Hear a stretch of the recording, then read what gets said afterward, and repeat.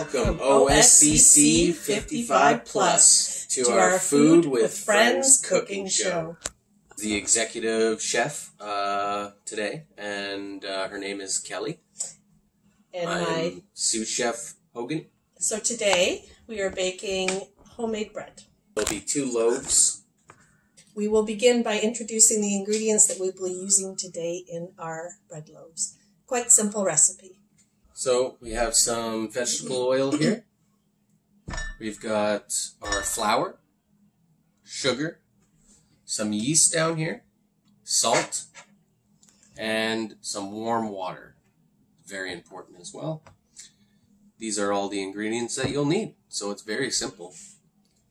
So we're going to start with our loaf of bread by activating our yeast, because that's going to need a few minutes to sit. Optimally, you could use quick rise yeast, but in our current times, yeast is hard to come by. So we're going to use traditional yeast, not bread machine, but traditional yeast. Always keep it in the fridge to keep it fresh. When you buy a new jar, you want to make sure it does that pop so that you know that it's nice and fresh. Check your date. It's nothing like using 6 cups of flour and sugar and finding out that your ingredients are old. We're just going to prep our yeast, so we have to activate our dry yeast. And it takes 10 minutes, so we will do that first. Now we got to a little bowl here to put the yeast into. And we're going to take 1/4 cup of warm water. Make sure it's warm, that's very important.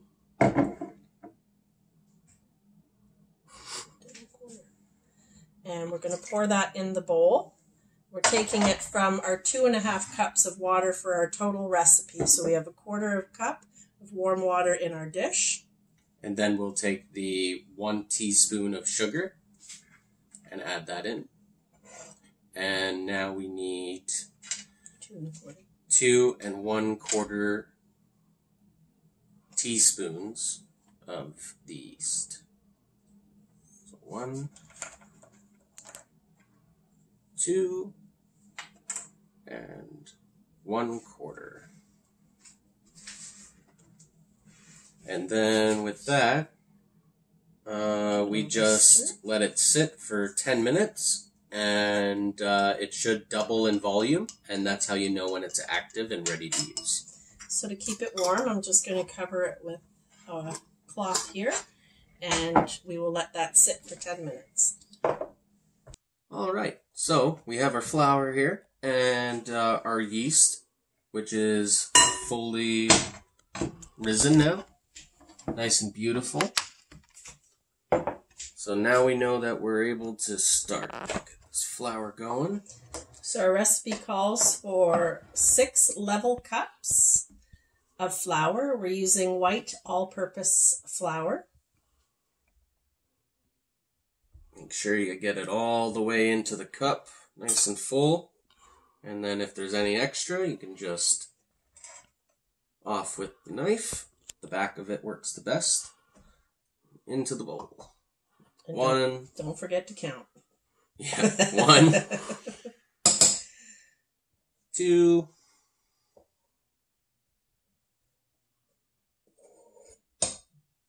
3. So we're going to end up with 6 cups of flour, hoping to create 2 beautiful loaves of bread.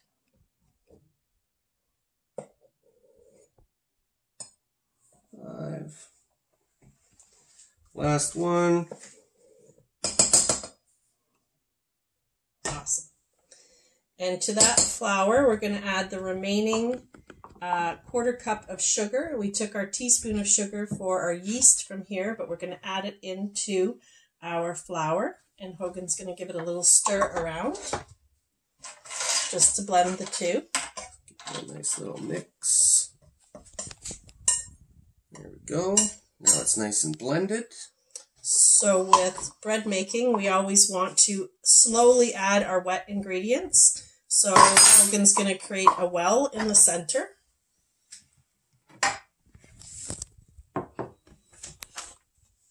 Make a little hole.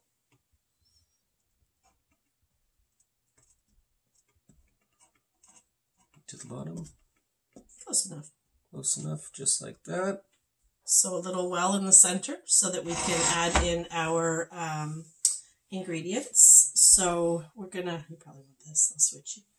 So we're gonna use our little spatula to scoop our yeast in.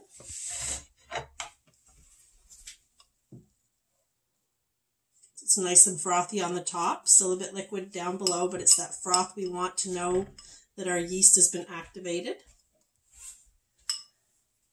Then we're going to slowly add our warm water in. We may or may not need all of the ingredients. And as I pour, Hogan's going to gently fold the flour in from the outside. Ooh, it's yeasty.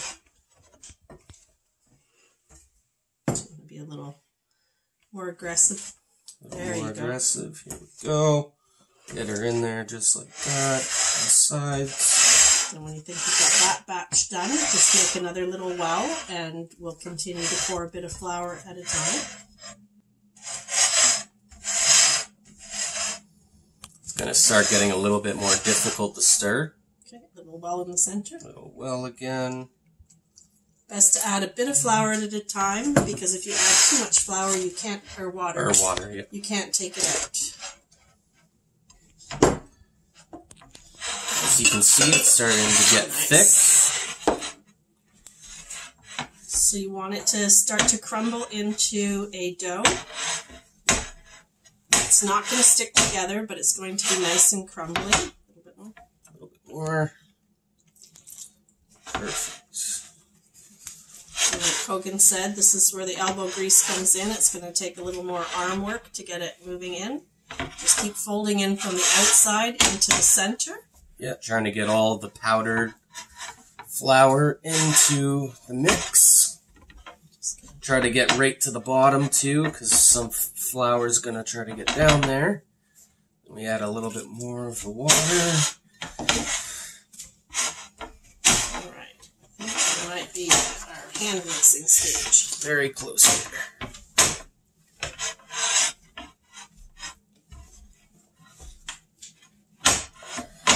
So I'm going to take the bowl. So I'll take a spoon too. What I'm going to do is get Hogan to dump on our mixing surface. Probably about half a cup of flour. A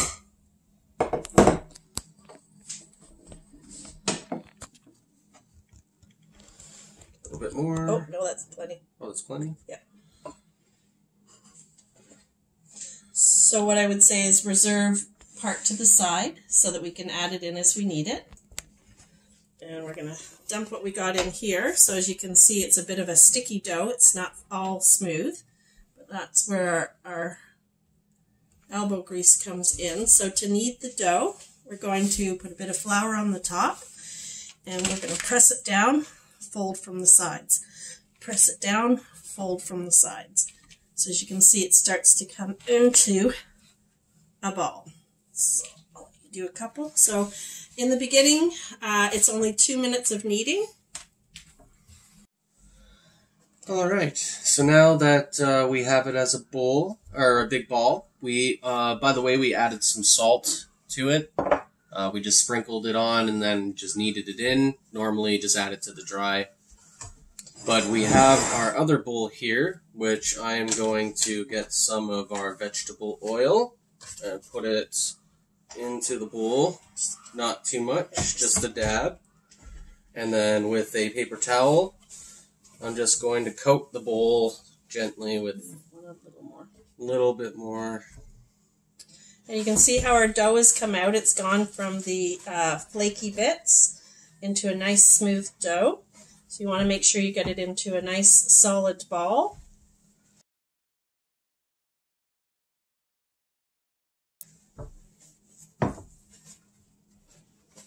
Good. Good. And we're going to place it in the bottom of the bowl. We're going to... Also, make sure nice and clean surfaces constantly. As you see, we did nice and hand washing and wiping the table. Want to make sure you do that constantly. So over our bowl, we're going to place saran wrap. There we go. sealing some of the warmth from the bread and the yeast. So make sure it goes right across. And then over top of that, we're going to lay a warm cloth. We're going to find somewhere cozy for it and let it rise for 2 hours until it at least doubles. So when we're done, it should be pressing up against the cellophane, and we'll be back then and let you know what we're going to do with it. Thanks. Thank you. Hi, welcome back. So our bread has risen for 2 hours. And this is what it became. Amazing. Wow.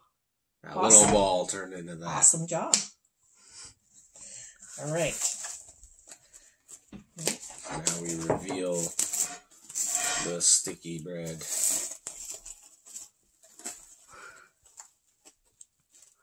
So we're going to turn it out onto a floured board. So this is the second knead. So we'll flour up our board.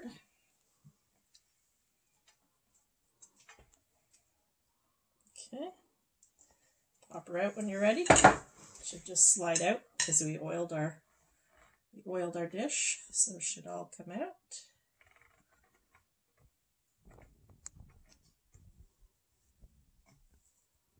There we go. So we're going to roll it and knead it in the flour for about 10 minutes. And so I'll just let Hogan get in there. I am going to step out of your way and we'll take turns, get a little more flour. Yeah. This is the fun part. You gotta beat it up. Yeah.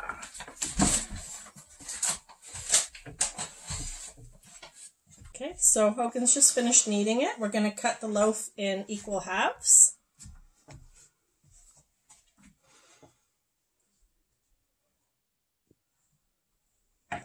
So 1/2 for me and 1/2 for you. We've lined our baking pans with parchment paper or wax paper. It just makes it much easier to bring the bread out once it's been baked. You just lift the edges. And we're just going to make it into a nice even-sized loaf to put back in for a second set of rising. So we want it to be nice and even. It will puff up. All right.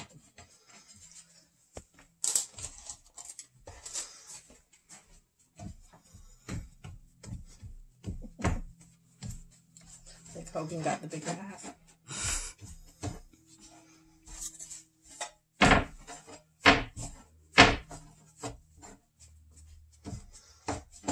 Cool. So we want to make sure it's nice and even all the way along, and we're just going to pop it in to our loaf pans.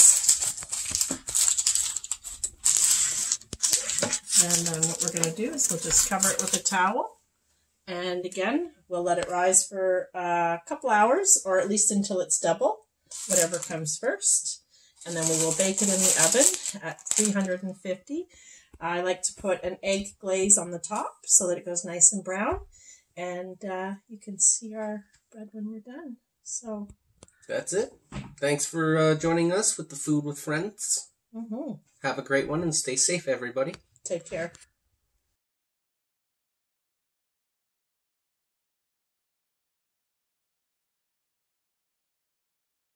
Hi. We're going to braid some bread. So an alternative of putting your bread in the bread machine and cooking it in there, I always choose the dough option. So get it covered with a little bit of flour, and you're going to divide it into 3.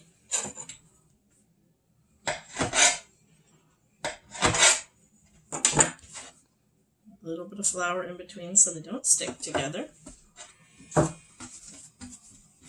Pull it out to make 3 even arms. And you do have to squish it a bit. It will rise up again. So 3 even arms. And then you're going to start by just crossing them over each other. So make sure it stays the same width across. So your braids might have to get a little bigger, a little smaller. Keep going across.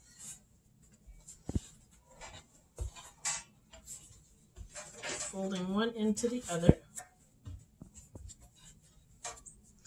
till they all meet on the end. Squishing it so it's nice and even with a braided pattern.